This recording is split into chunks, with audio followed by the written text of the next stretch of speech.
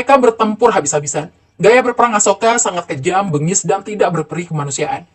Karuaki kaget saat melihat wajah Raja Asoka dari kejauhan. Wajah itu dikenal sebagai Pawan, sang suami tercinta yang selama ini dirindukan. Karuaki melongo seperti tidak percaya melihat Pawan ada di depannya dengan penampilan berbeda. Sekuat tenaga Karuaki memanggil Pawan. Tapi suara Karuaki tidak terdengar.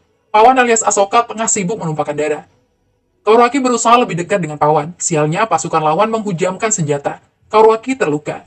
Tapi Karuaki seperti tidak merasakan sakit apapun. Karuaki sedang husuk menyaksikan suaminya yang dikenal baik hati itu ternyata begitu mengerikan. Tubuh Karuaki ambruk ke tanah karena tidak kuat bertahan. Dalam kondisi setengah sadar, Karuaki melihat Pawan seperti binatang buas yang haus darah.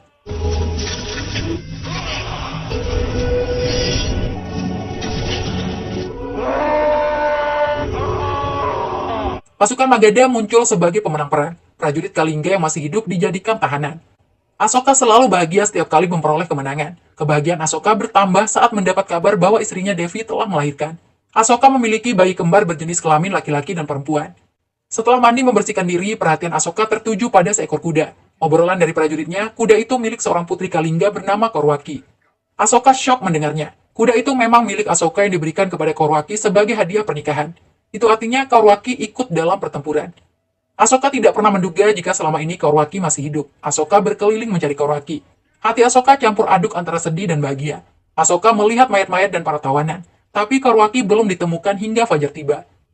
Berdiri di antara mayat-mayat membuat jiwa Asoka bergejolak. Baru kali ini Asoka menyadari dampak sebuah peperangan. Yang ada hanya darah, air mata, dan tangisan. Seorang prajurit Kalingga yang terluka parah kesulitan mengambil air minum. Asoka mencoba membantunya. Tapi prajurit itu membuang air dari Asoka. Si prajurit yang sudah tidak berjaya justru ingin membunuh Asoka. Tangannya berusaha mencengkram wajah Asoka. Prajurit itu pun meninggal. Asoka tertegun dengan apa yang terjadi. Perhatiannya teralihkan dengan suara ringkikan kuda.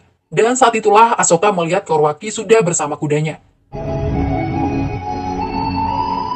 Betapa bahagianya Asoka melihat Karuaki masih hidup. Asoka mendekat untuk memeluk istri tercintanya itu. Tapi Karuaki menolak dan mengunuskan pedangnya. Karuaki menantang Asoka untuk bertarung sampai mati. Aku masih hidup, perang belum berakhir. Kau harus membunuhku jika menginginkan kemenangan, ucap Karuaki. Asoka menangis mendengar kata-kata Karuaki. Tidak mungkin Asoka bisa membunuh istri tercintanya itu. Bagaimana aku bisa membunuhmu? Aku ini pawanmu, ujar Asoka.